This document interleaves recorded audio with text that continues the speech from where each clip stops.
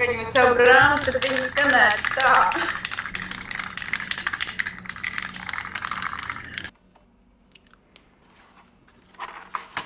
Tad čaboņa, vāku čaboņa. Jo katra lapa ir jāatloka, un tad tas stencils ir tā kā iziet ārā no grāmatas, un viņu var lietot. Viņš ir dumpošanās ceļveris. Tāpēc, ka man likās, ka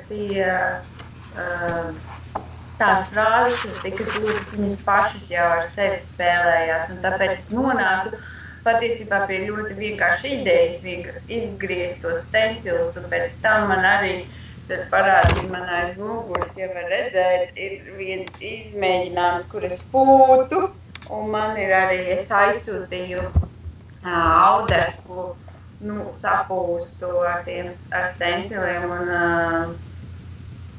es ceru, ka kāds uzdrošināsies ņemt un viņu turpināt, ar viņu darboties, un es viņu redzu kā rīku.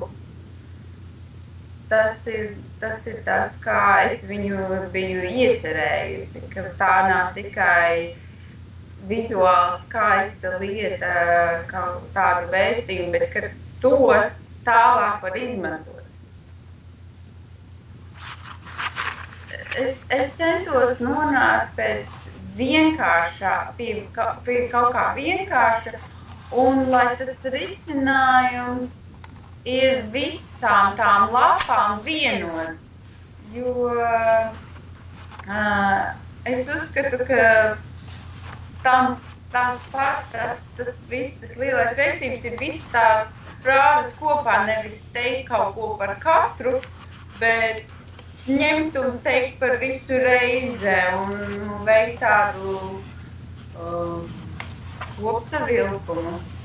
Tāpēc es izvēlējos tehniku, lai mans vēstījums būtu vienots, nevis es kaut ko izsaku par katru lapusi, kurā ir tas sauklis vai izteikums, bet ka viss ir kopā vienots, kā kopsavilkums.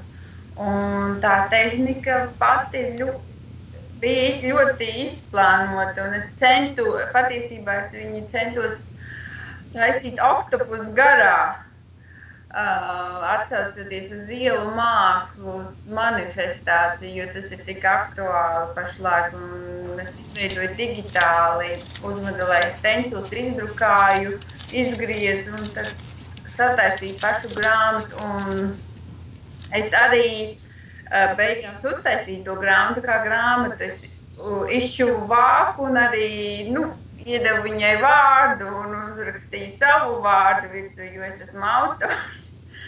Un arī uz otrā vāka es arī uzdrukāju viņai pamācību, lietošanas instrukciju burtiski. Es kā manus galvenos tēlus izmantoju pašus burtus, grafisko dizainu un tās kombinācijas vai kā es viņus saliku, es domāju, ka tie ir ļoti spēcīgi tēli, jo es viņus daudzus no tiem vārdiem pārvērtu par simboliem. Un es domāju, ka tie ir tie mani tēli, kas arī kaut ko pasaka par mani pašu.